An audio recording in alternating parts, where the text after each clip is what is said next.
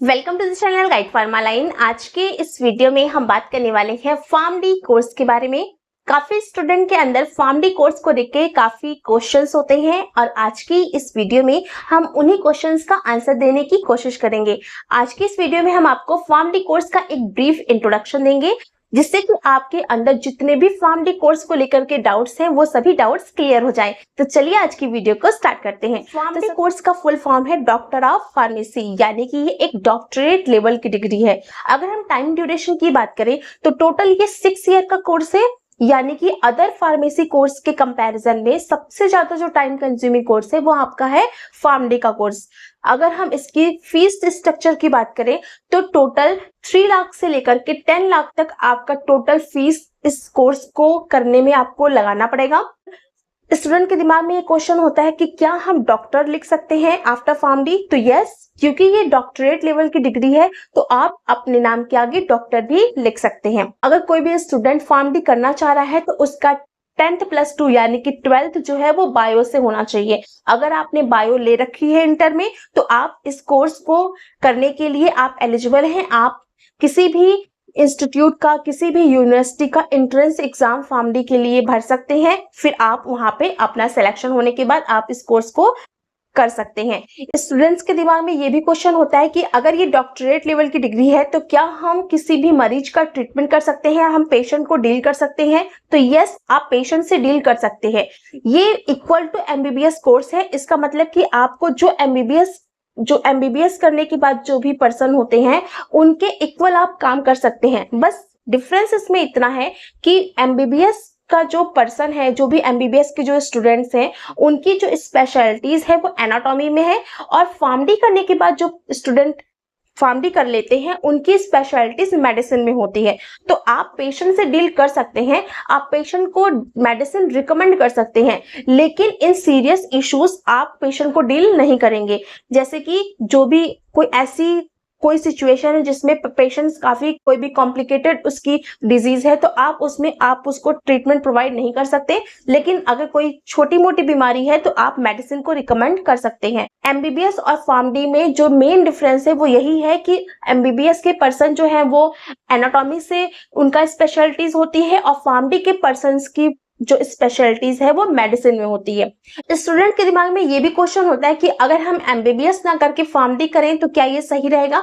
तो देखिए, PharmD MBBS का रिप्लेसमेंट नहीं है। अगर आपको एमबीबीएस करनी है तो आप एमबीबीएस की ही डिग्री पर जाइए। फार्मडी एमबीबीएस का सब्स्टिट्यूट नहीं है तो आप उसकी जगह पे फार्मडी मत करिए। लेकिन हाँ, अगर आप फार्मडी करना चाहते हैं तो आप फार्मडी करिए, लेकिन एमबीबीएस की जगह पे फार्मडी मत करिए। इसके अलावा अगर आपने फार्मडी कर लिया तो आप क्या क्या काम कर सकते हैं? तो आप एज अ क्लिनिकल प्रैक्टिशनर काम कर सकते हैं, किसी भी हॉस्पिटल में काम कर सकते हैं, किसी भी क्लिनिक में काम कर सकते हैं। तो ये सब काम आप कर सकते हैं। इसके अलावा अगर हम ये बोले कि अगर कोई भी बी फार्मा का पर्सन है, बी फार्मा का स्टूडेंट है, वो फार्मडी करना चाहता है तो क्या वो फार्मडी कर सकता है? तो हाँ, वो फार्मडी कर सकता है। जैसे कि डिप्लोमा करने के बाद आप बी फार्मा में लैटरल एंट्री लेते हैं, उसी तरीके से अगर आपने बी फार्मेसी कर रखी है तो आप फार्मडी में भी लैटरल एंट्री ले सकते हैं। इसके बाद अगर हम इंडिया में फार्मडी के स्कोप की बात करें तो करंट सिचुएशन में फार्मडी का स्कोप अभी कम है, लेकिन इन फ्यूचर फार्मडी का स्कोप बढ़ेगा। अगर हम अदर स्टेट फॉरेन में बात करें तो फार्मडी का स्कोप वहां पर बहुत ज्यादा है। तो अगर आप चाहते हैं फॉरेन जाना तो आप फार्मडी करके वहां पर भी जा सकते हैं। करंट सिचुएशन में फार्मडी का उतना स्कोप इंडिया में नहीं है, लेकिन एक टाइम के बाद इसका स्कोप बढ़ने के 101% चांस है, क्योंकि फार्मडी का कोर्स जो है अभी नया नया आया है, इसलिए आपको उतना स्कोप इसका देखने को नहीं मिल रहा है, लेकिन टाइम के बाद धीरे धीरे इसका स्कोप बढ़ता जाएगा। ठीक ऐसा ही पहले फार्मेसी के साथ भी था कि फार्मेसी का स्कोप भी स्टार्टिंग में बहुत कम था, लेकिन डे बाय डे फार्मेसी का स्कोप बढ़ा। उसी तरीके से फार्मडी का भी स्कोप डे बाय डे बढ़ेगा। इसके अलावा अगर हम अदर कंट्री की बात करें तो अदर कंट्री यानी कि फॉरेन में इसका काफी स्कोप है, लेकिन अभी इंडिया में इसका उतना स्कोप नहीं है।